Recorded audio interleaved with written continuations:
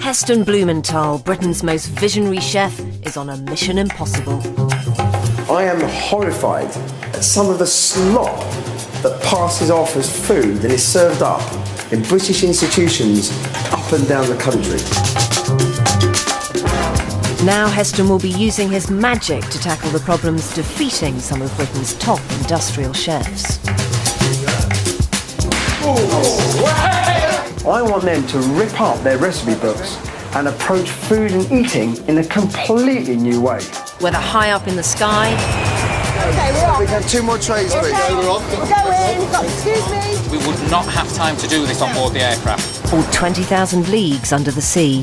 He'll face unique logistical difficulties and stubborn cooks who don't like change. It's our way or no way. Tonight, Heston's extraordinary challenge is to tackle the menu on board a Royal Navy nuclear submarine. Can he wean the sailors off the stodge they love? It's your God-given right, a fried breakfast every morning when you're in the military. He wants to devise healthy alternatives the men will eat. That is horrendous. That will stay edible for 90 days at sea. After about 5 weeks, things start going green, and then the scrambled egg starts going blue. And all on a shoestring. Got £2.34 per man per day. Less than a prison again. These men are defending our country. So it's shocking that they're fed such unwholesome stodge. And what we should be doing is honouring them with the best food that money can buy.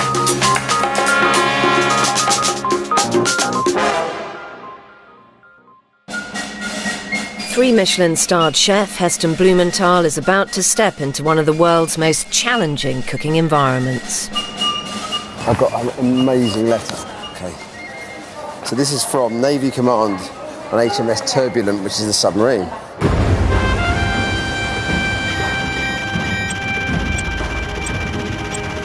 Mr. Blumenthal, we are submariners, specialist warriors conducting high-end missions for Her Majesty's government worldwide.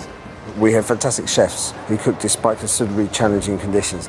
Fresh food runs out quickly, they must provide excellent food for over 90 days. You can help us make this better. You are an expert. Your country needs you, Mr. Blumenthal. Now, that is really exciting. Facing harsh cuts to its budget, morale in the Navy is under threat. Last year, 1 in 6 sailors either failed their fitness test or didn't take it. Navy Command believes good healthy food on board is critical for morale. The submarine boasts a traditional English menu, but it's stodgy and fresh food runs out quickly. They start with fresh eggs, and that's fine. And after about 5 weeks, things start going green, and then the scrambled egg starts going blue. Supplies run out after 90 days. Then, operations are stalled while the sub returns to port to restock provisions. HMS Turbulent is a state-of-the-art military machine. Heston wants to get the cooking up to the same standard as the fighting capability. Imagine as a kid someone say you're going to be going on a submarine, on a nuclear submarine, underwater. I am incredibly excited. I've kind of got to remind myself, though, that I'm here to do a job. But the crew of the Turbulent are less than enthusiastic to have Heston on board. I saw one of his shows once where he tried leeches that have been sucking on geese blood, which was not something I'm ready for, to be honest.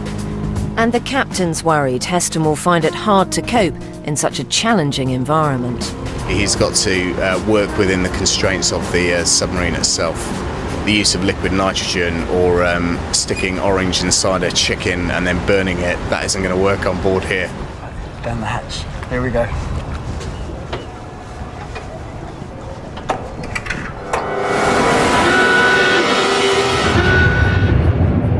Heston has 24 hours in which to find out what it's like to cook and eat thousands of feet below sea level.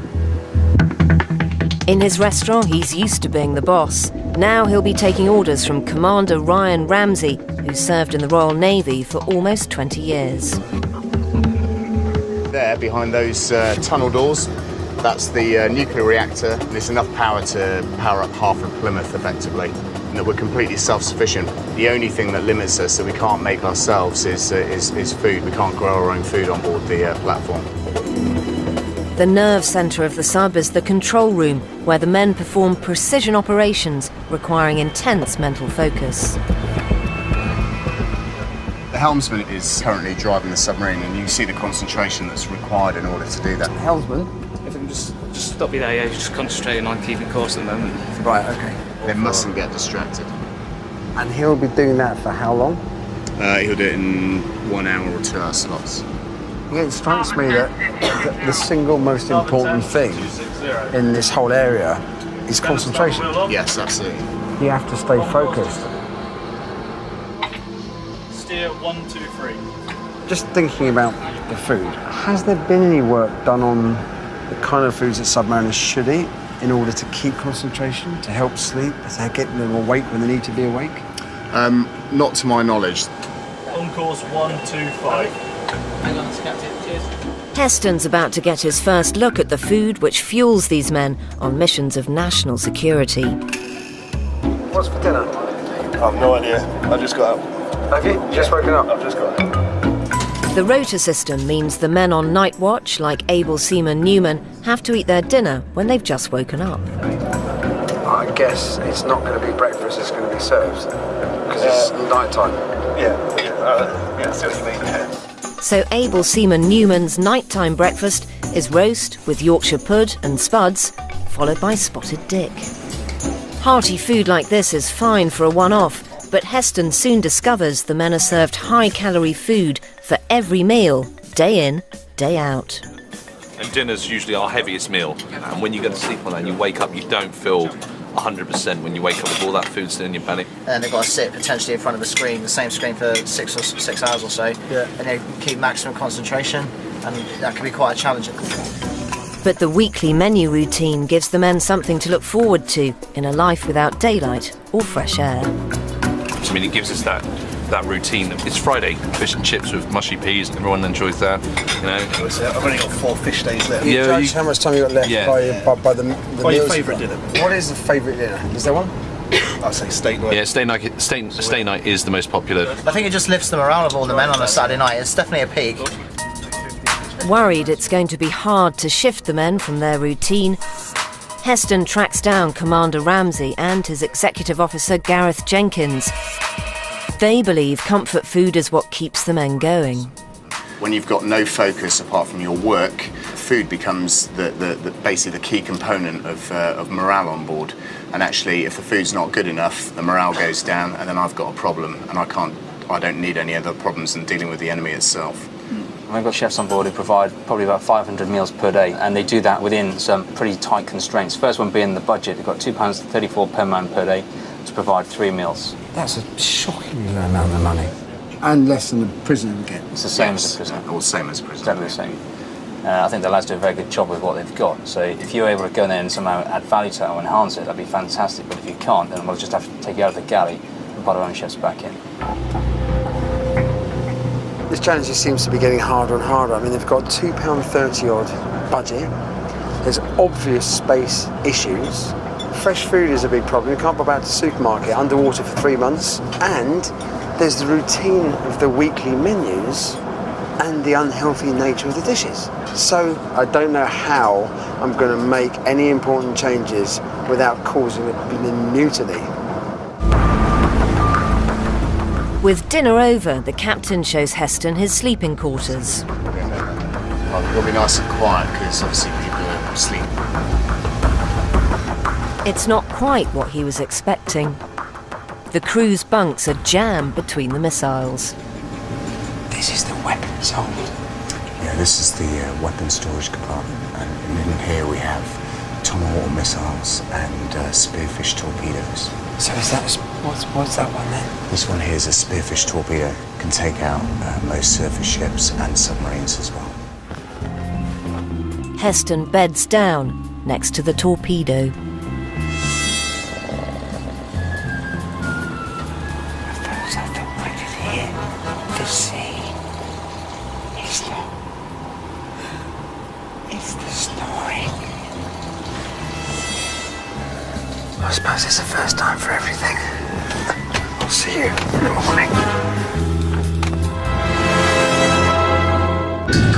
Heston Blumenthal has just spent his first night on board nuclear sub HMS Turbulent, where he's been brought in to overhaul the crew's eating habits.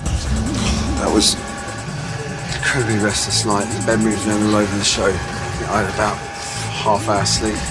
Last night he joined the men for a gut-busting roast dinner. Will breakfast be any healthier?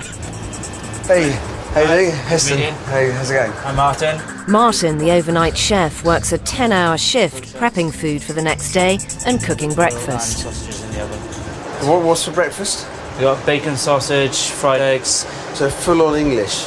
Full-on English, yeah. What shall I do?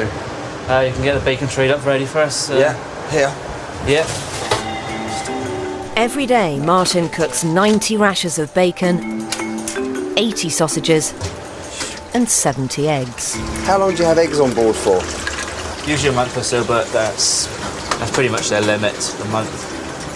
It's our top shelf there. Do you really think people need a cooked breakfast every single day? They probably don't need it every day, but it's something they got used to, you know. It's a personal choice that they don't have to have it. If they want the bacon and the sausage, just they've got it there. I'm not saying that they shouldn't eat a cooked breakfast at all, but I don't know anybody that eats a fry-up every single morning of the day. Yeah, there's a lot to eat. Ready, chef? Yeah, go for it. After their artery-busting breakfast, the crew will walk roughly 200 paces during their morning shift. That's about 1/10 of a typical office worker, before sitting down to a heavy lunch. If I said, right guys, I'm going to take your breakfast away for at least half of the week, maybe more. The old boys would find it very hard to deal with. I mean, they'd probably be an uproar about it. The old boys and some of the younger ones are already wary about Heston getting his hands on their food. It's one of them things, isn't it? It's your God-given right, a fried breakfast every morning when you're in the military. We're creatures of habit, and we're scared of change. We're used to what we like, and we like what we're used to. As human beings, we're hardwired to crave fat and sweet because it gives us energy. But that goes back to thousands and thousands of years when we used to do lots of walking around and lots of manual work. A lot of the guys on this sub hardly walk around at all. So they're eating all that food, it's sitting in their stomachs, it's making them unhealthy, making them unfit. Believing he's got to wean the submariners off the stodge they love, Heston heads back to the mainland. With a pitiful budget, sceptical officers, limited space on board, and the problem of keeping food fresh for 90 days at sea, it looks like Heston's got his work cut out.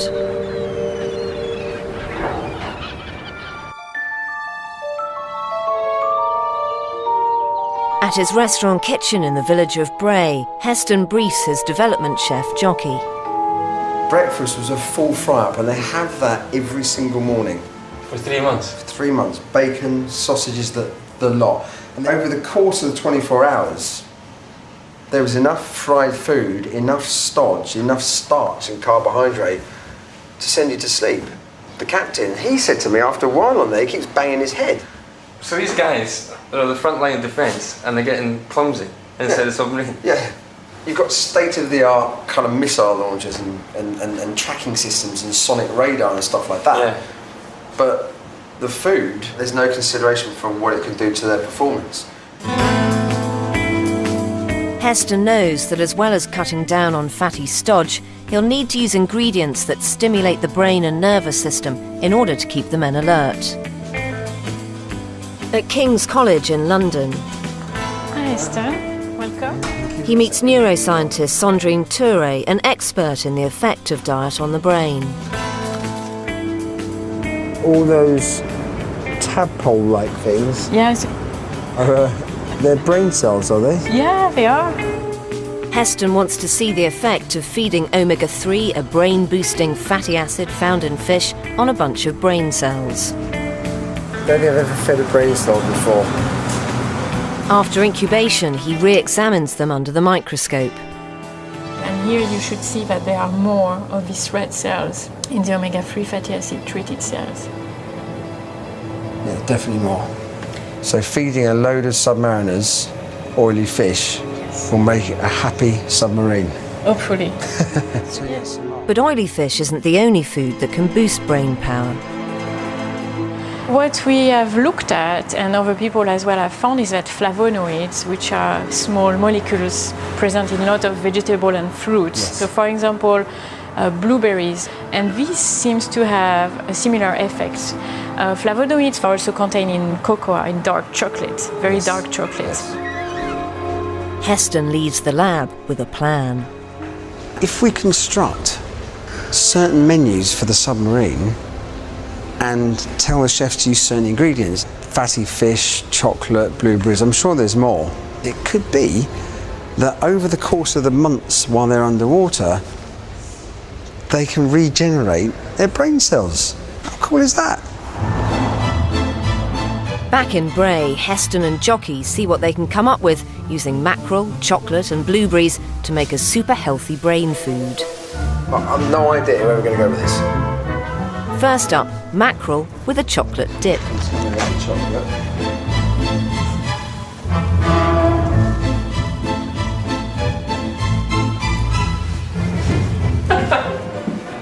It's just not a combination that's going to work. But perhaps mackerel and blueberries, smoked together in hay, will.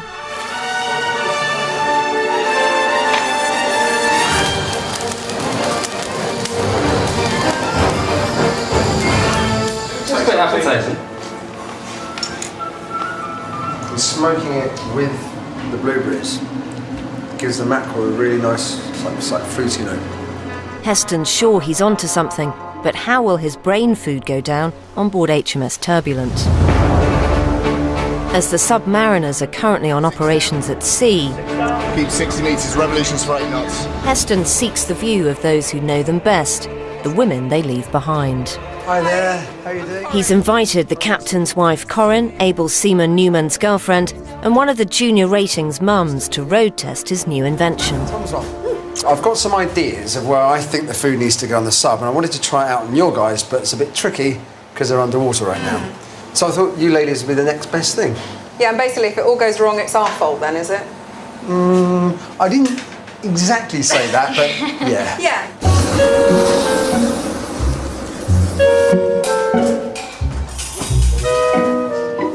So just take that, just have a blueberry with it. It's an unusual combination. Heston knows the men love fish and chips, so what about mackerel and blueberries? I mean, most guys like fish. But the fish and fruit combination might... Well, they don't have to have And fruit. it's not fully cooked either, so there's a lot of them that will go, ooh. Raw food. Yeah. Now the idea with this is combining two foods that are very good for you and very good for the brain.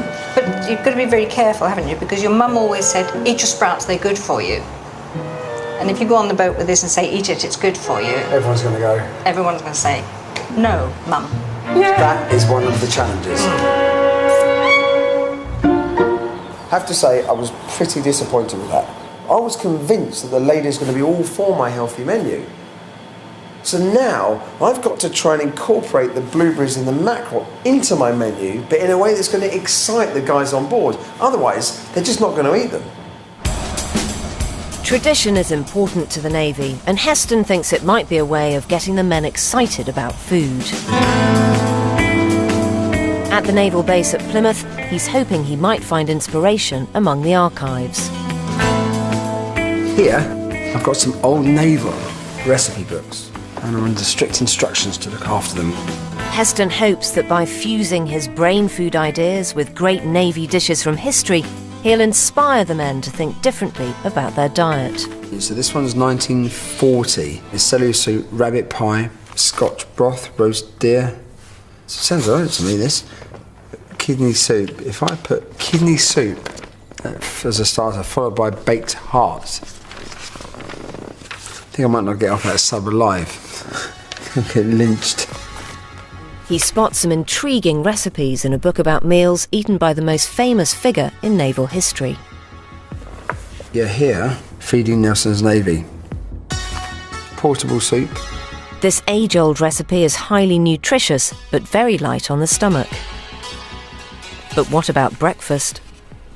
there's something called bagoo, which is basically, it's like a porridge.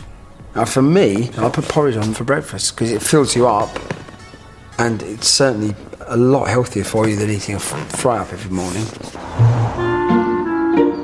Back in the lab, Heston sets about fusing his ideas for healthy brain food with traditional Nelson's Navy classics.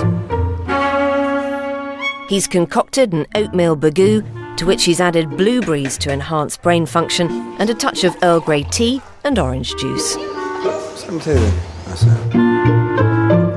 Meanwhile, Jockey and Stefan are preparing a brain-boosting omega-3 rich broth from seaweed and flakes of dried tuna for Nelson's portable soup. It's called portable soup because it's just that, it's portable. All the ingredients are simmered together and then the whole lot is reduced until you're left with a cube of jelly. This is then brought back to life on the sub with a touch of hot water. Heston adds crunchy eel bones for calcium and texture. Now I think the men are going to love it. It's 5 a.m. and HMS Turbulent has resurfaced. Heston's about to find out what the men make of his healthy naval classics. He's got to come up with something that's going to appeal to everyone. Well, I think it's going to be difficult for him to make a big change because a sausage is a sausage and a piece of bacon is a piece of bacon. How are you? It can't be something massively fancy because we can't continue that for 90 days. Hello. Morning, guys. In the sub's galley, Heston meets up with chefs Martin and Gaz. Okay, so first off, this is a dish called bagoo, which is an old naval porridge recipe, which is basically porridge with treacle. But I know treacle can be quite an acquired taste. Yeah. So we've added some maple syrup in there, but because it's breakfast, we've got a bit of Earl Grey tea and a bit of orange juice in there as well. Right. We'll end up with a bit of treacle and blueberries to finish it off. I get the tea. Get the tea and the orange juice. Yeah, that's wrong.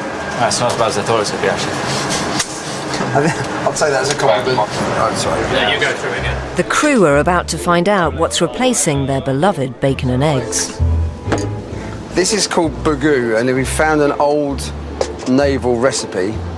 It's basically porridge with treacle, but it's also got orange juice and tea. So it's orange juice tea, maple syrup, and loads of blueberries. Doesn't look that appealing. You know when you enter the toilets and you have to pick a trap? Which one looks best? This is not a trap I would go to. No, it's not my cup of tea. He's got no taste, has he? I wouldn't eat it if it was served to me, so no. I'd rather not eat anything than eat that.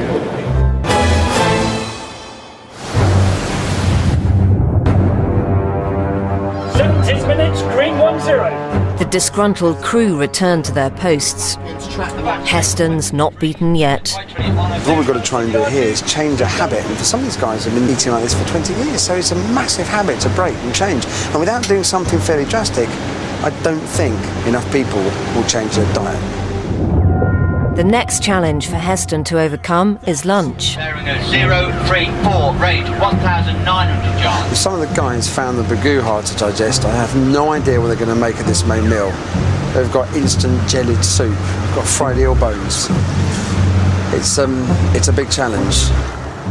In the 10-foot square galley kitchen, Heston shows Martin and Gaz how to make Nelson's portable soup. I'll put a piece of that on their bowl. Yep.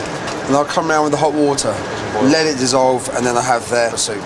As well as the calcium-rich eel bones, Heston's added other low-fat, high-protein, vitamin-rich ingredients. Tofu.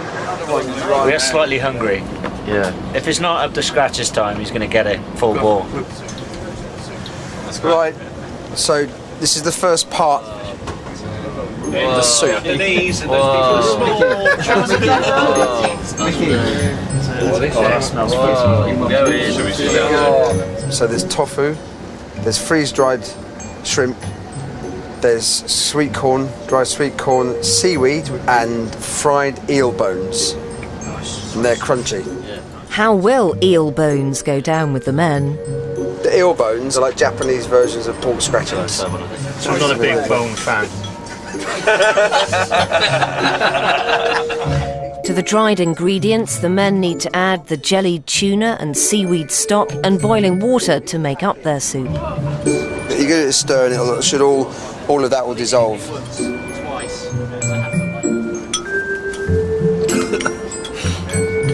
Try it with some prawns.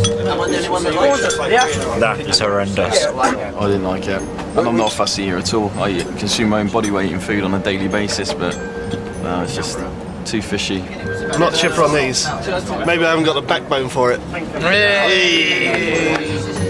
Down the corridor, Lord Nelson's portable soup isn't going down any better with the officers. No,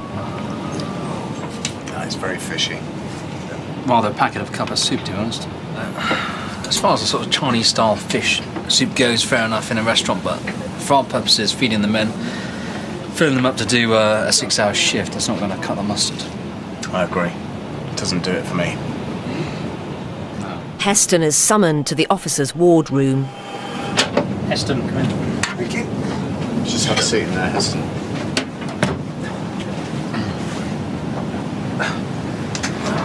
Starting off with the fish soup, which is tasty, but I don't think there's enough substance to it for the men. If they've been on the bridge in the cold for 6 hours, they really need something when they come down that's going to fill them up. Okay. And actually, what does that do for morale? If we're trying to change something with which is the right thing to do, but actually, was that the way we wanted to go with that particularly?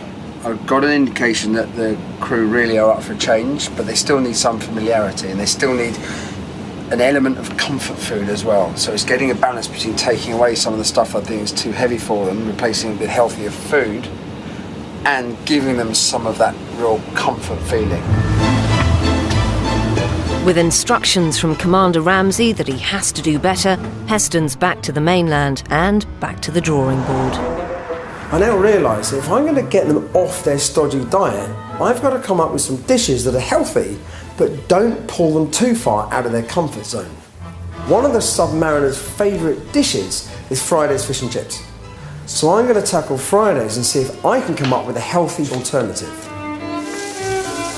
To start with, he concocts a spicy haddock kedgeree and a delicate salmon sushi wrapped in seaweed.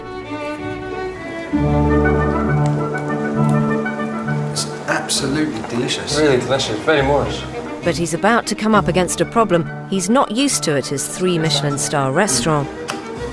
Chips are cheap, and his healthy alternatives don't fall within the Navy budget of less than £1 a meal. We can't provide good food, tasty food, nutritious food, brain food under this tight budget. I'm telling you, we're going to really struggle trying to get this. We've got no choice. That's the budget. The cutting costs left, right and centre in the military and the Navy, so they're just not going to move on it. This is really tight. It's a very tight budget. We've got a big ask. I know.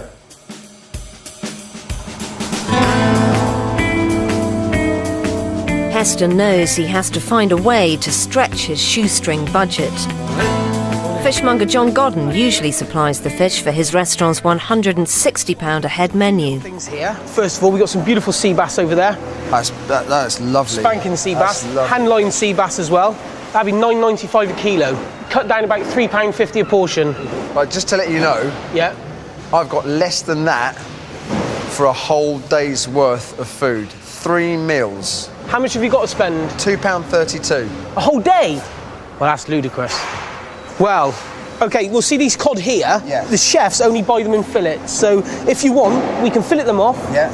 And you can have the heads and the carcasses, and you can have those free of charge. That sounds great to me. That will really help me out. Right, I've got my fish. Now, I've got to come up with a recipe that the guys on the sub are going to really enjoy, because there's no way in a million years they're going to eat something looking like that. With only a few weeks before HMS Turbulence sets off on a 10-month mission, Heston's busy trying to turn his free fish scraps into a healthy but cost-effective replacement for traditional fish and chips. On these heads, you have some of the most beautiful textured and flavoured pieces of fish you'll ever find. The tongue, this soft colour here. There's the cheek. Heston takes these delicious parts of the cod that most people put in the bin and disguises them in a light coating of breadcrumbs. This is a perfect disguise. Okay, so there's the tongues. I do think like this, it looks like scampi. Yeah. They like fish and chips anyway.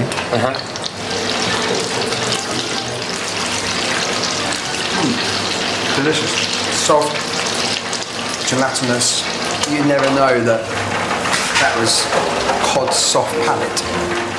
Instead of chips, he plans to serve quinoa, a healthy grain, with flavonoid-rich blueberries and fennel. But he needs a catchy name to sell his fish and chip replacement to the men. Tongue-in-cheek scampi. Yeah, I think that'll go down really well.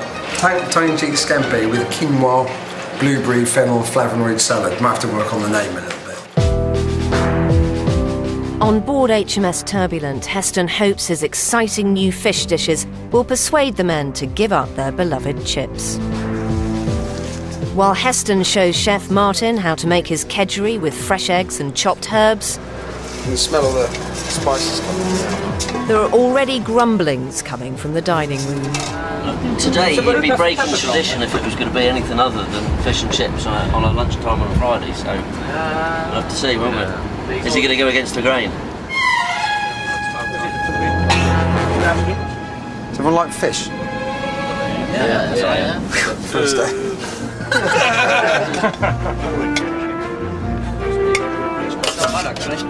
Oh, is this fishy? That was nice. I think it's fantastic. I thoroughly enjoyed that. I could go with that. I'm sure half the lads on board could as well. But will Heston's tongue-in-cheek scampi with flavonoid-rich fennel, blueberry and quinoa salad be a step too far? Hey guys, how do you think this is going to go down? Don't tell them what that is until after they've eaten it.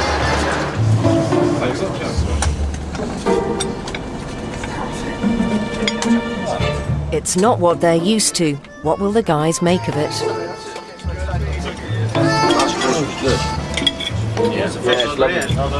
So far, so good.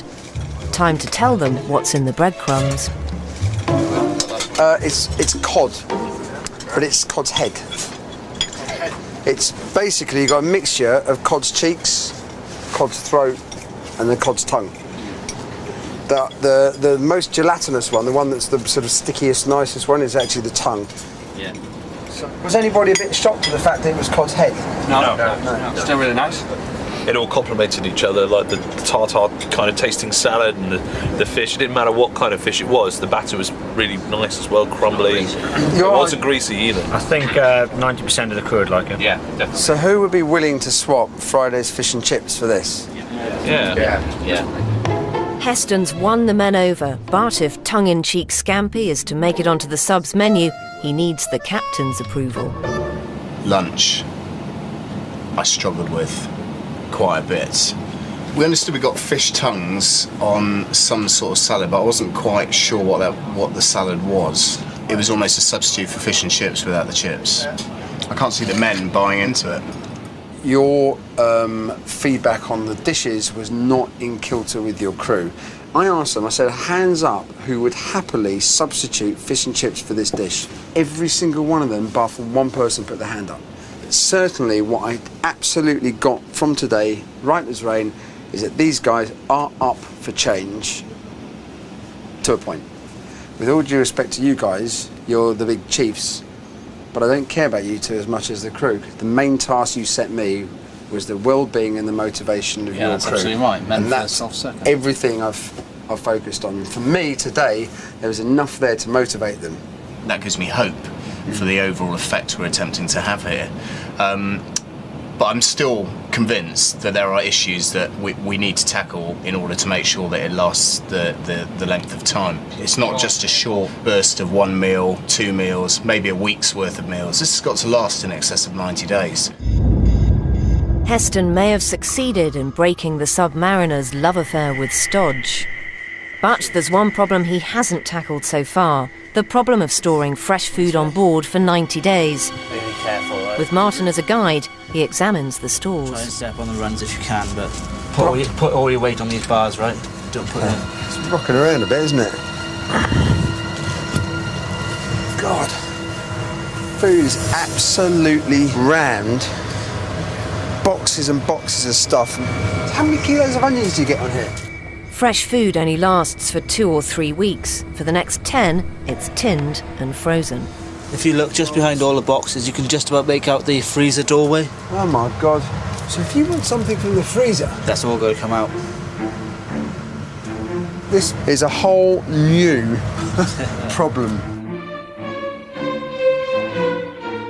In his kitchen at Bray, Heston tackles the storage challenge, how to keep food fresh for 90 days at sea. After a couple of weeks on a sub, all of the fresh food just runs out and you can't pop out to the supermarket. So I need to come up with some dishes that are just as tasty and nutritious on day 90 as they are on day 1.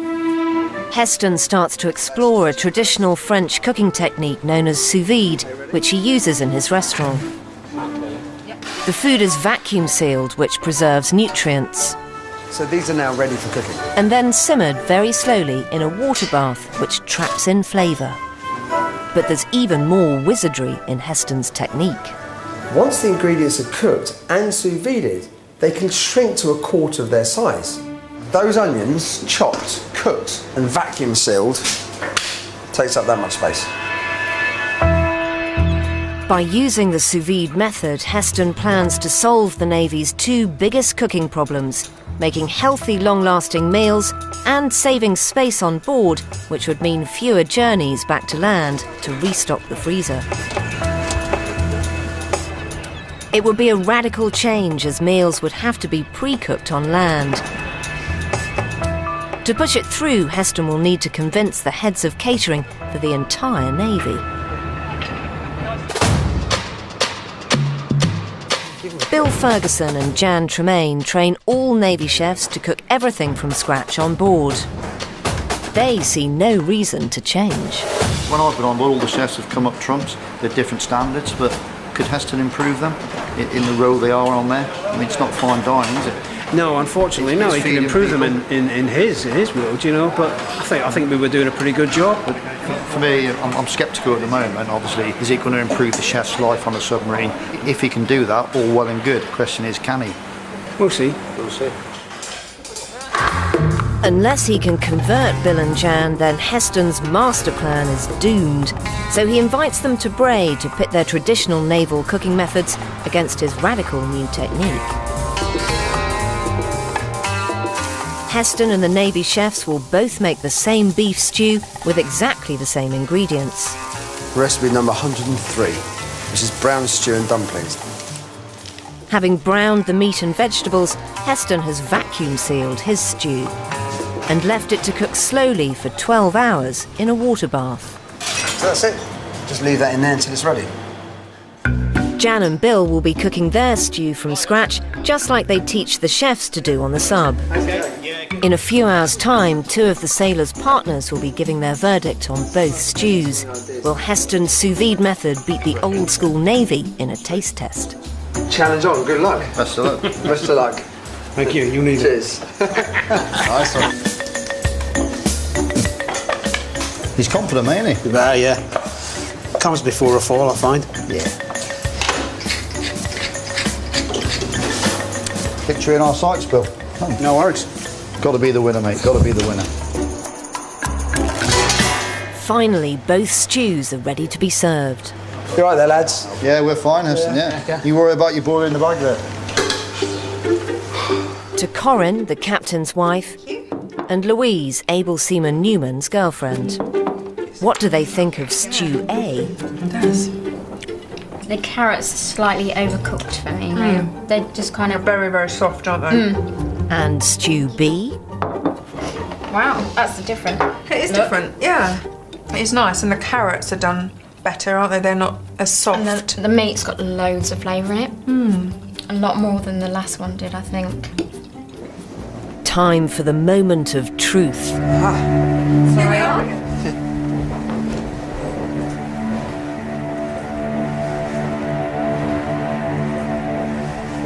B. Dish B. It's a triumph for Heston's sous vide stew. All fair in love and war. And meat stews, eh? The sous vide technique has won on 3 counts. It's tastier, healthier, and avoids the problem of bulky raw ingredients. His tastes so much better. I think, you've sold it to us today. We have. Eventually. Flipping hell, it's one of the hardest things I've had to do. Thank you very much. Thanks, Heston. The heads of catering are finally on side. But if Heston is to have any chance of rolling out his menu across the whole Navy fleet, he'll now have to convince Commander Ramsay.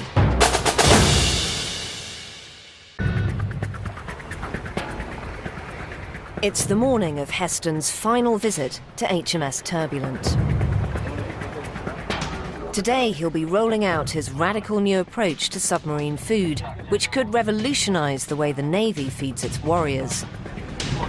It all hangs on winning round the captain.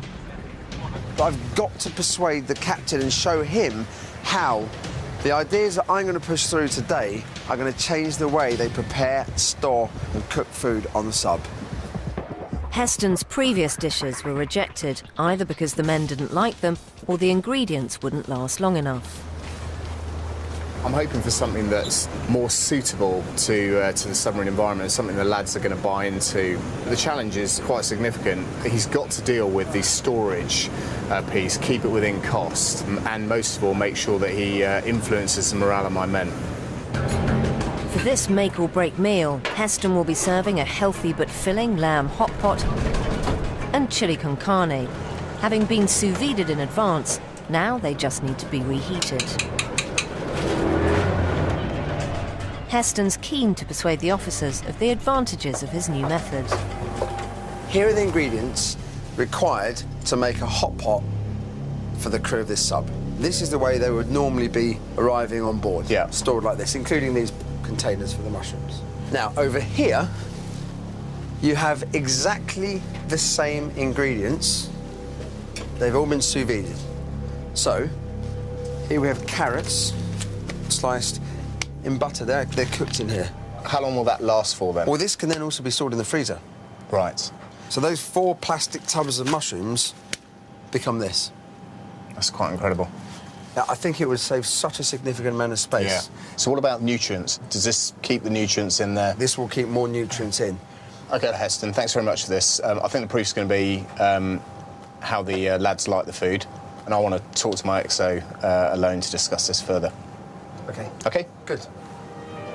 So how will the food go down with the men? Off through. Right, lunch. Cooking the main dishes in advance also means Heston has had time on board to come up with a few morale-boosting extras. There's tortillas, there's salsa, there's guacamole as well, and these are corn muffins, but they've got pieces of jalapeno peppers in them. We've also got a spiced butter. And the idea is you take one of these, pop it in your chili and mix it, and it'll make it richer. I won't describe them, I'll just show you. So it's Very good. Can I have one of those submarines? These are lovely. A Lancashire hot pot. Smells very nice. The key thing with this is cooking the meat a day and a half at low temperature. They're lamb neck fillets, so you keep them really, really tender. It's lovely, isn't it? Really tender. It is, yeah. Oh, delightful, isn't it? Beautiful. Absolutely brilliant. And Heston's making sure they still get their brain-boosting blueberries and chocolate. And this is just frozen puree.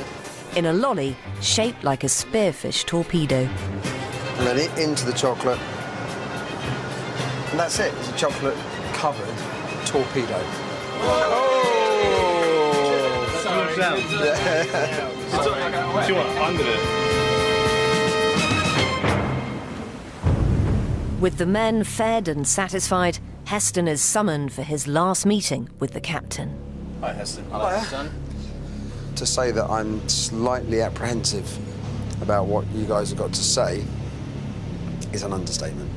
I think you're right to be apprehensive, because if you remember the first time down the submarine, you were very shocked, I think, by the limitations aboard the budget. I remember you were particularly surprised by that, the size of the galley, and the fact that they have to store food for 90 days. And then when you came back to see us a few weeks ago and prepared a meal, we did have quite a mixed response from the ship's company.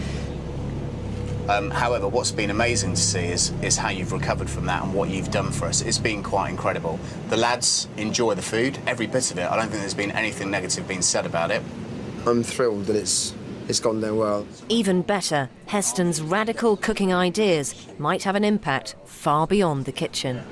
I was immediately impressed with it, and so impressed that Gareth immediately called up the headquarters to discuss it with them. When? Today. Today? Yes, whilst you've been working in Gala, I've made a few phone calls. I've phoned our headquarters in Northwood in London to discuss with the people who program submarines on operations, and explain that how if we took the vacuum packing idea to sea, we could increase our endurance, so spend longer on operations, which is, in itself is a massive capability enhancement for our Admiral. I'm kind of lost for words, to be honest. It's. I don't think I couldn't have hoped for as great an outcome.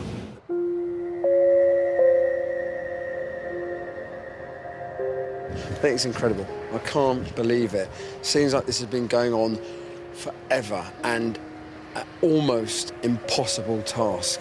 Daunting, nerve-wracking. Completely thought I'd been beaten into submission.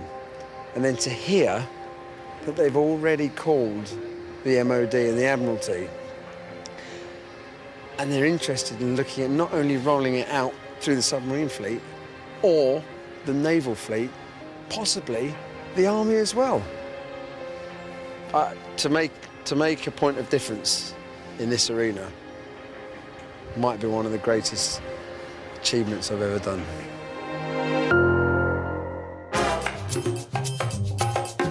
Things get seriously out of hand at an assembly about discipline. Jamie's Dream School, tomorrow at 9. Next tonight, a new series as a pop diva tries to become a fashion retailer. Lily Allen, from riches to rags.